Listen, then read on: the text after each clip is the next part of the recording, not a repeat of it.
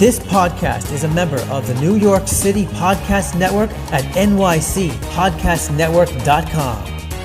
Visit us to listen to over 250 amazing podcasts just like this one.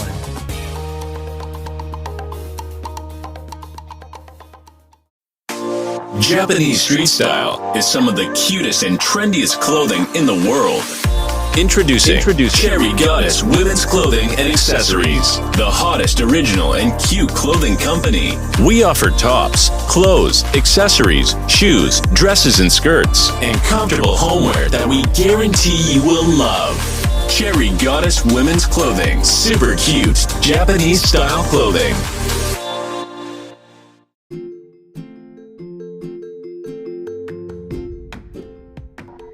This is Black Wall Street Chronicles, and we're back at it again.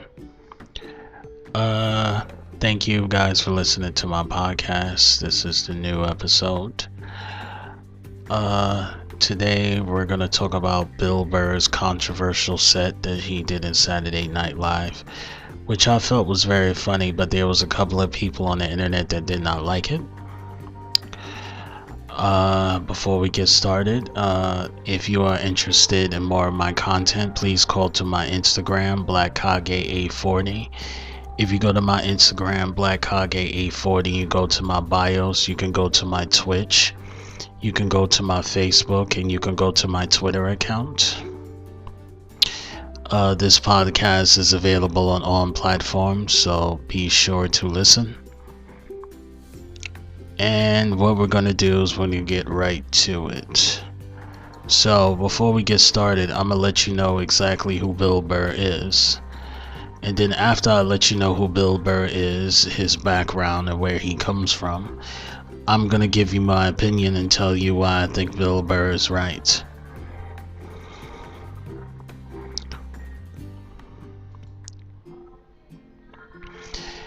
William Frederick Burr is an American stand-up comedian and actor. He created and stars in the Netflix animated sitcom F is for Family, played by Patrick Kirby, in the AMC crime drama Breaking Bad, and co-founded the Things All Comedy Network. He has hosted the twice-weekly comedy podcast titled The Monday Morning Podcast since May 2007.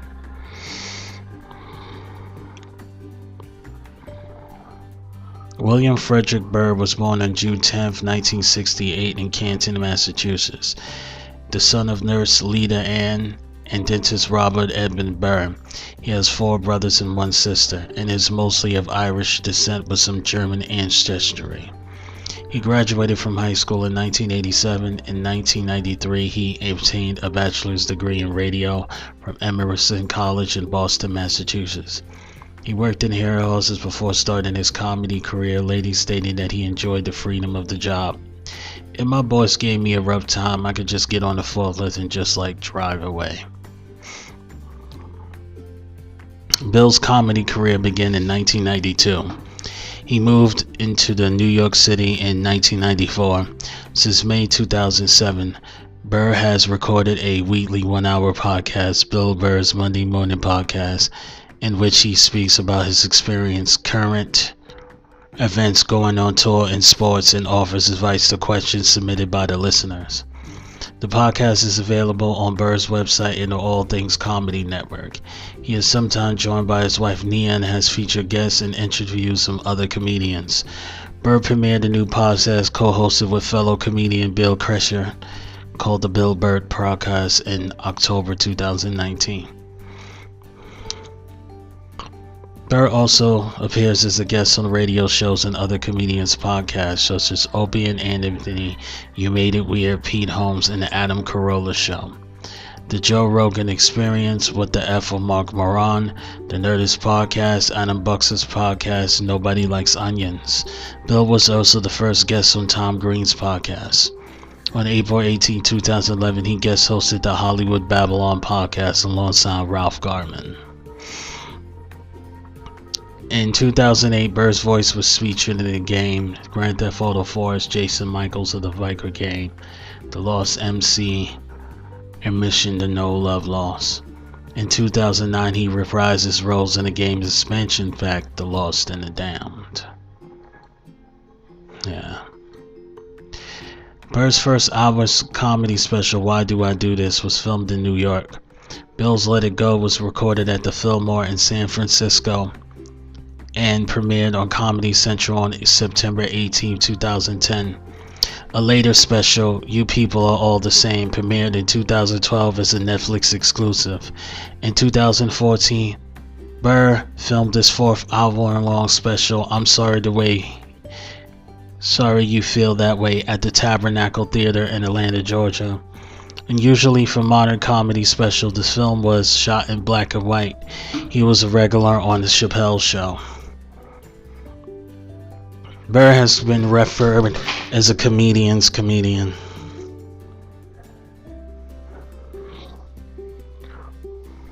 By observers of the American stand-up comedy circuit. Burr appears in the movie Date Night as Detective Walsh. He has also appeared in the 4th and 5th seasons of AMC's Breaking Bad as Patrick Kirby. He played Mark Millins in the 2013 buddy cop film The Heat. He stars as the voice of Frank Murphy in F is for Family, which premiered on Netflix on December 18, 2015. The show, an animated sitcom, draws on Burr's stand-up and the absurdity of political correctness. Season 4 of the animated series debuted on Netflix on June 18, 2020. Burr writes and executive produces the series along with Michael Price. Burr's 5th hour-long special, Bill Burr, Walk or Raid Out, debuted on Netflix on January 31, 2017. He appeared in the 3rd episode of the 2nd season of the HBO series Crashing. Burr's 6-hour-long special, Bill Burr, Paper Tiger, debuted on Netflix on September 10, 2019. In December 2019, he portrayed the character Mayfield in the 6th episode of the Disney Plus series The Mandalorian. On October 10, 2020, he hosted NBC Saturday Night Live for the first time and gave a monologue which united treating criticism and praise on social media. In his opening monologue, he covered topics such as wearing masks during the COVID-19 pandemic, cancel culture, and white women who hijacked the Black Lives Matter movement. Rolling Stone magazine called Burr the undisputed heavyweight champ of rage-fueled humor. Burr often portrays himself as that live guy in a bar with an uninformed logic. In an interview with the Boston Globe, Burr stated, "I'm the dude, bro guy." According to the Montreal Gazette, Burr is a cynic and a contrarian who has never paid any heed to political correctness. The New York Times in 2013 called Burr one of the funniest and most distinctive voices in the country for years. Burr cites Richard Pryor, George Carlin, Bill Cosby, Sam Kinison, and Patrice O'Neal as the 5 greatest stand-up comedians of all time. Burr married Near Renee Hill in 2013. Their daughter Lola was born on January 20, 2017. Their son was born June 2020. They reside in Los Angeles. Hill sometimes appears as a guest on Burr's podcast. Burr is a licensed helicopter pilot. In his spare time, he enjoys heavy metal music and is a fan of AC/DC, Led Zeppelin, Pantera, and Metallica. Burr cites the late Led Zeppelin drummer John Bonham and Slayer drummer Dave Lombardo as his inspiration for drumming. Burr enjoys smoking cigars. Burr voted for the Green Party candidate Ralph Nader in the 2000 United States presidential election. I'm going to read off some of Bill Burr's works. Yeah, so he has performed in 1, 2, 3, 4, 5, 6, 7, 8, 9, 10, 11, 12. Yeah, he's performed in Perfect Fit, which is in 2001, Passionata, 2002, Twisted Portion, 2007, Date Night, 2010, Cheat, 2011, Stand Up Guys, 2012, The Heat, 2013, Walk of Shame, 2014, Zombievers, 2014, Black or Right, 2014, Daddy's Home, 2015, Daddy's Home 2, 2017, The Front Runner, 2018, The King of Staten Island, 2020, The Opening Act, 2020. His television, 1996, he was in a movie called Townies. 1998, he was in Two Guys and a Girl. 2002, Law and Order Criminal Intent, he was a jogger. 2004, Chappelle Show, various characters. Jamie Foxx present Laugh a Producer. He was also in that in 2006. From 2011 to 2013, he was in Breaking Bad. 2013-2016, he was in New Girl. 2014, he was Maron in Maron. 2014, comedian in Cars Getting Coffee. Himself. That's that Jerry Seinfeld show. He was on the Neural Show, the Jim Gaffigan Show, F is for Family, The Simpsons, Crashing, I Love You, America with Sarah Silverman, The Mandalorian, and Saturday Night Live. Grand Theft Auto 4, Jason Michaels, and Grand Theft Auto 4, The Lost in the Dam. Those are 2 video games.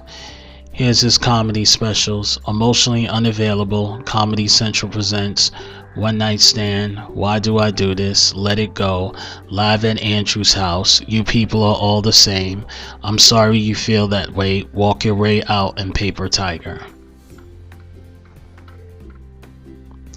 Now what I'm going to do is I'm going to read some articles talking about the backlash that Bill Burr faced during his comedy routine.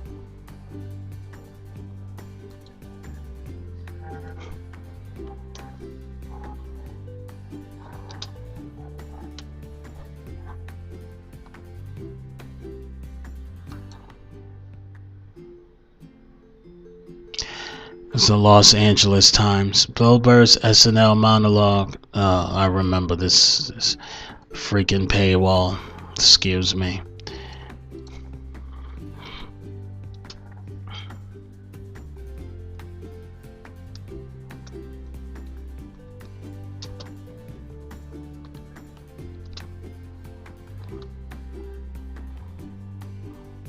Let's try the Hollywood Reporter. Bill Burr's controversial Saturday Night Live monologue draws mixed reactions.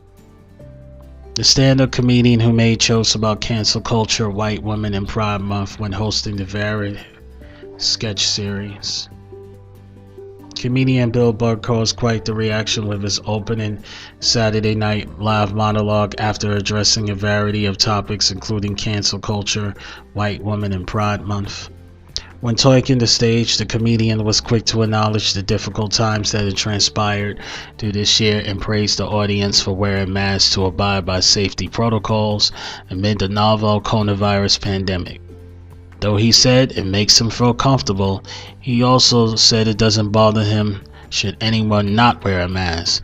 Take out your grandparents. Take out your weak cousin with the asthma. I don't care. It's your decision, he said. If you're that dumb and you want to kill your own family members, by all means do it. Bill also took aim at cancel culture, explaining it has come to the point where they're literally running out people to cancel. They're going after dead people now. They're trying to cancel John Wayne. It's like God did that 40 years ago, he said. Later on, Burr turned his attention to white women who have hijacked the woke movement. Generals around the world should be analyzing this, he joked, explaining that the woke movement was supposed to be about people of color not getting opportunities they deserve. Burr argued that all change ain't in 8 seconds. Then somehow, white women swung their Gucci-footed feet over the fence of oppression and stuck themselves in the front of the line. He said, I don't know how they did it. I've never heard so much complaining in my life from white women. The nerve of you white women, he added to attempt to go back to history to explain his argument. You guys stood by us toxic white males through our centuries of crimes against humanity. You rolled around in the blood money, and occasionally, when you wanted to sneak off and hook up with a black dude, if you got caught, you said it wasn't this consensual. Yeah, that's what you did. So why don't you shut up, sit down next to me, and take your talking to? At the end of his monologue, Burr discussed Pride Month, in which he asked for a month is a little too long for the celebrations. For a group of people that were never enslaved, how did they get all of June? He further argued that in comparison, black people only get 28 days of overcast weather in February. How about you hook them up with July? Burr's monologue drew both criticism and praise across social media. Some blasted Burr, saying about how not pick hosts who say things like gays weren't enslaved, even though his joke is to point out that black people suffer more, one user tweeted. Others criticized Burr for referring to white women as bitches. Bill Burr's opening monologue is just obnoxious and misogynistic. It is 2020, seldom told and calling white women bitches isn't funny. Another user tweeted, his monologue was also described as the worst monologue seen in years. Meanwhile, others praised the comedian for telling the truth, and those taking advantage of this joke simply proved this point. I love that Bill Burr made a perfect joke about white women making empty everything about us, and then a bunch of white women on Twitter lost their minds because they think it was a mean joke. Thus proving his point, someone tweeted, Roxane Gay also tweeted that she found his monologue hilarious and so well crafted, but he said his comments about cancel culture bombed. Yeah, I agree with everything that he said on that stand-up.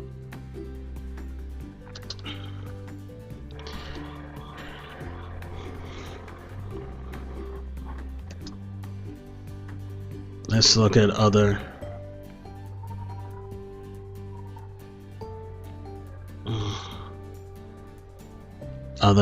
people. Vanity Fair. Why Bill Burr's socking white woman joke worked. Okay, I really want to read this.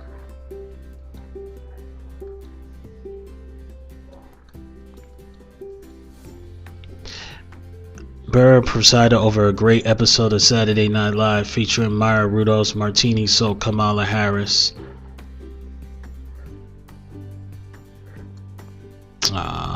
Paywall. Should I subscribe?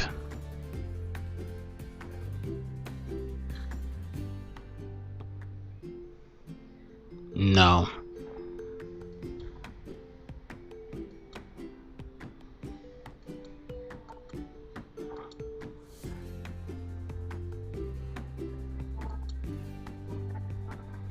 Alright, forget about Vanity Fair or what they said. Bill Burr injects Saturday Night Live with some badly needed boldness. This is by Dennis Perkins of the AV Club.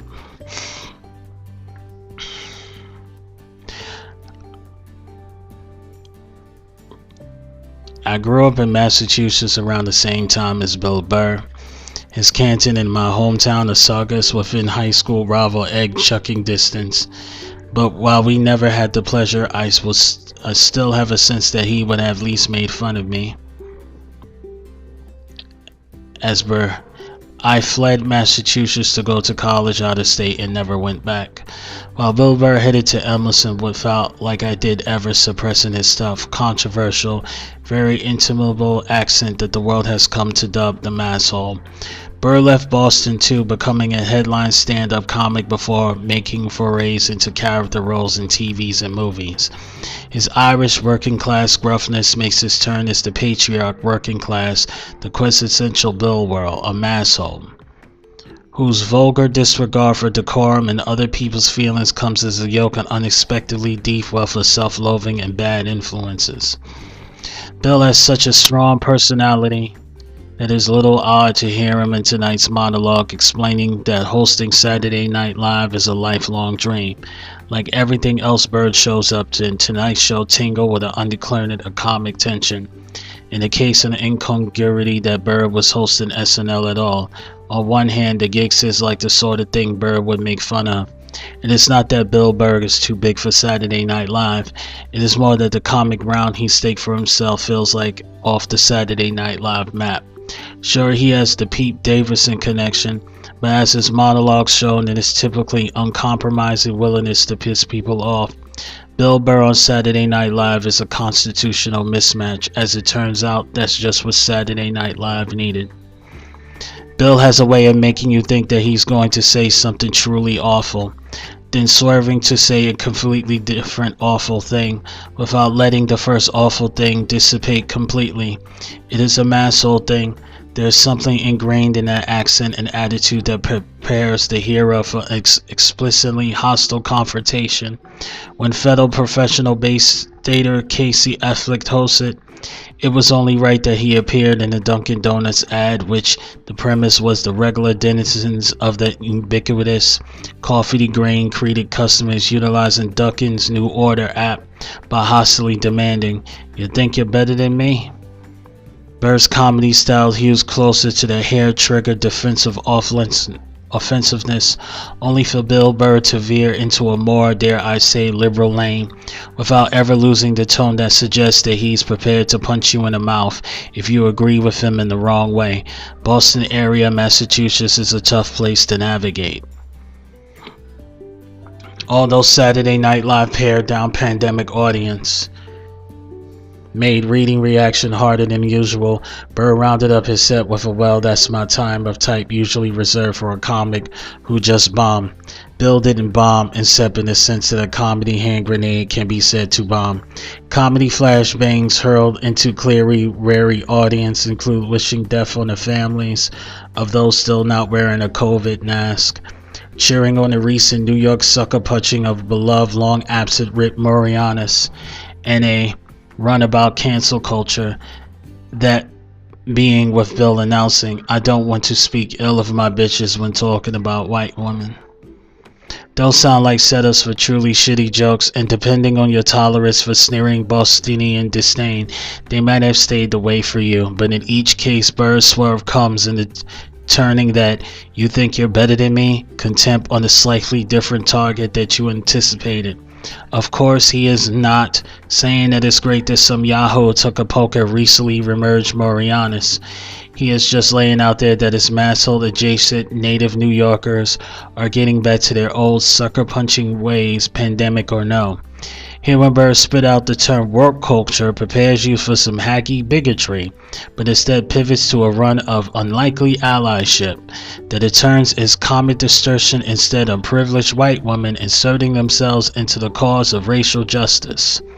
Burr is a boldly unlikable act, one that teases those prepared to burst out in whooping agreement. Last before claiming both those he suckered in and somebody nearby and unsuspecting targets over the head. Burrs plays the ugly, "I'm just saying what everybody's thinking" white male cis comic card, but flips it over and over again to usually reveal a better joke that you're expecting. There's a benevolent masshole Bill Burr is, begrudgingly and rewardingly it. Bill as a character actor, something that informed much of the cast performances and sketches that, apart from the showboating turns that are broadly cold open, the best sketches tonight were more about characterization than premise, and it worked. No one better than the opening cookout scene when Burr and Kate McKinnon find an angle on a pandemic lockdown madness that hit over and over. The premise, such it was, is that the married couple keeps misusing and mispronouncing words. Still, for that to be the one and only joke, the laughs came from Burr and McKinney's layered, escalated crazy eye fury at being corrected, their day-drinking quarantine brains emerging as so buffeted and bruised by their 9 months of packed-together isolation, that their neighbors' incorrect corrections caused repeated eruptions of false sincere glass-dooring replicants. Again, "You think you're better than me," coupled with the side or the shut-down cabin feeder makes for the feast of Bill and McKinney. Keating Thompson does stellar, underplaying as ever as the host who sees just what the hornet's nest everyone has stepped into. But it's Burr and McKinney's all too relatable Frankenstein monster social ineptitude that makes the sketch run. Yeah, man. Now, what I'm gonna do quickly right before I end this short podcast is I am going to tell you why Bill Burr is correct about white women. My podcast is called Black Wall Street Chronicles. It pays homage to Black Wall Street. And I'm basically going to tell you the story of what happened with Tulsa, Oklahoma.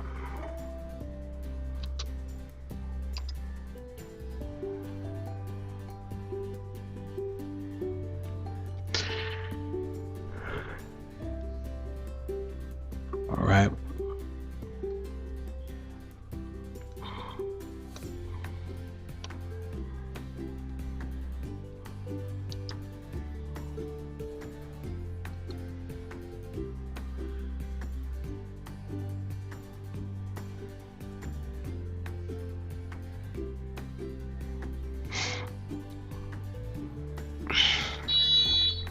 All right. This article, is called Another Paywall. Just look at history.com. I hope this isn't a paywall either.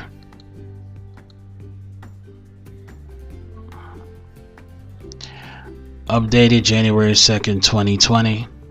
Tulsa's Black Wall Street flourished as a self-contained hub in the early 1900s.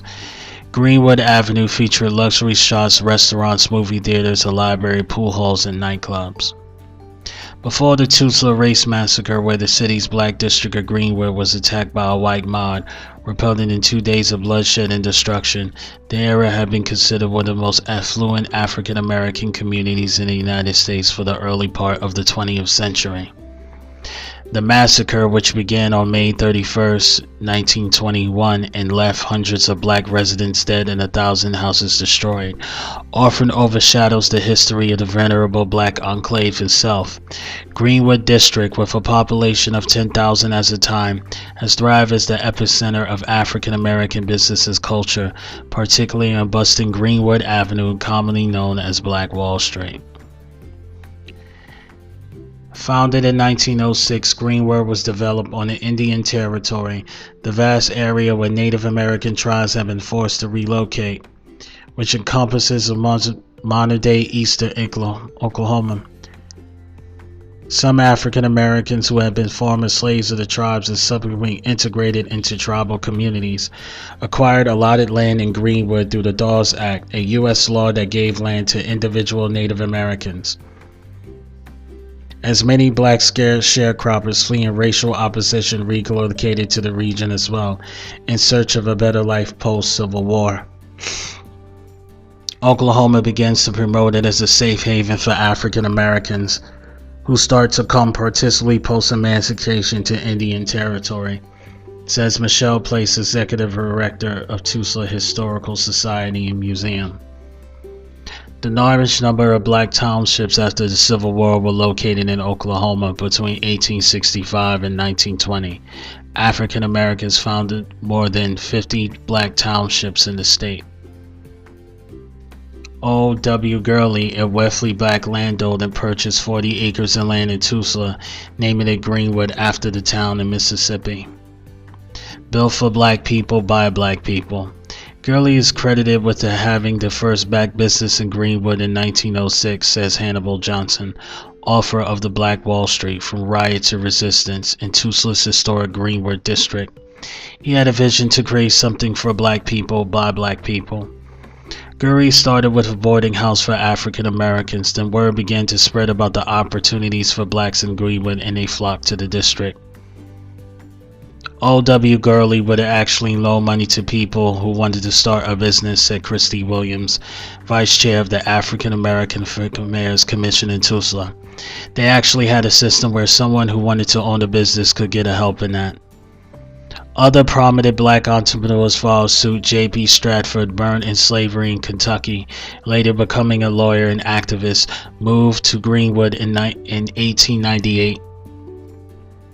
He built a 55-room luxury hotel bearing his name, the largest black-owned hotel in the country. As an outspoken businessman, Stratford believed that blacks had a better chance of economic progress if they pooled their resources. Greenwood became self-contained and reliant.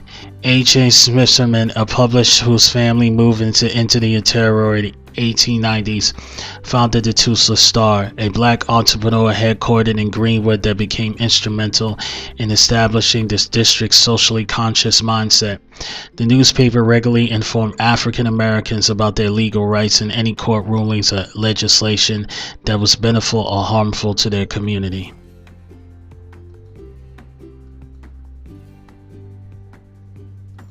Demands for equal rights were an ongoing mission for blacks in Tulsa.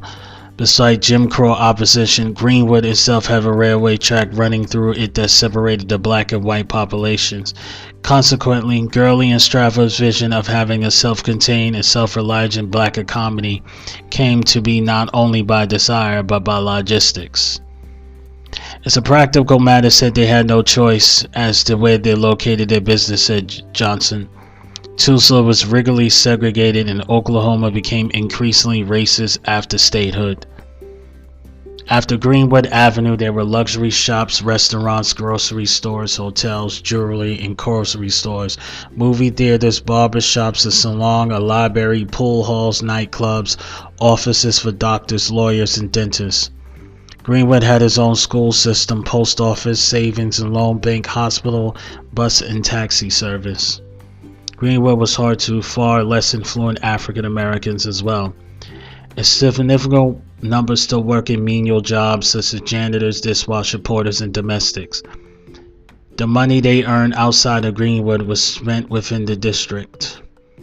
It was said within Greenwood every dollar would change hands 19 times before it left the community, said Place. Time of racial violence.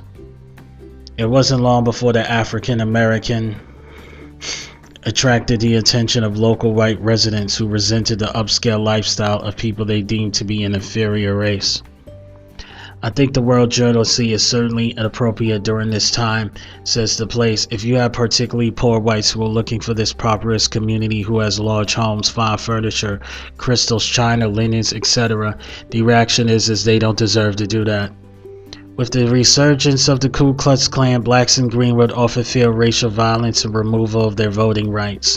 The Oklahoma Supreme Court for years routinely upheld the state's restrictions on voting access for African Americans, subjecting them to the poll tax and literacy tests, and the lynching proliferated across the country, particularly during the Red Summer of 1919, where the anti-black riots erupted in major cities across the United States, including Tulsa. In response, the Tulsa Star encouraged blacks to take up arms to show up in courthouses and jails to make sure the blacks who were on trial were not taken and killed by white lynch mobs. Accusation of sexual assault and nights riots. By the heightened racial animosity in Tulsa erupted in 1921 when the 19-year-old Dick Rowland, a black shoe shiner, was accused of attempted sexual assault of a 17-year-old white elevator operator named Sarah Page.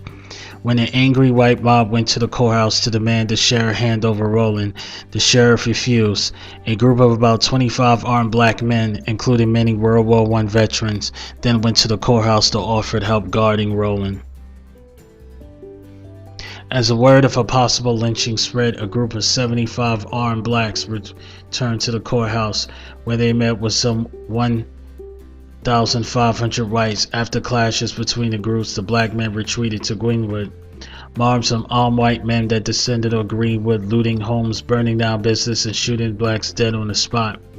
With millions in property damage and no help from the city, the rebuilding of Greenwood began almost immediately, thanks to the assistance of NAACP and other black townships of Oklahoma, donations for black churches, and the resilient Greenwood community. However, some businesses like Tulsa Star newspaper were permanently shuttered in the wake of the violence. The Greenwood district still to this day, but after decades of urban renewal and the integration era's demographics and business resembled a little of its historical past. And ladies and gentlemen, that's why Bill Burr was correct. Black Wall Street was a pillar in our community, and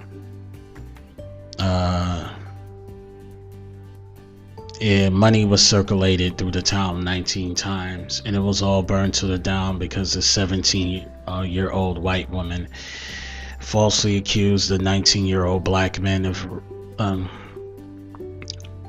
I wouldn't say falsely accused. I'm gonna be fair. Even I don't want to be fair at all.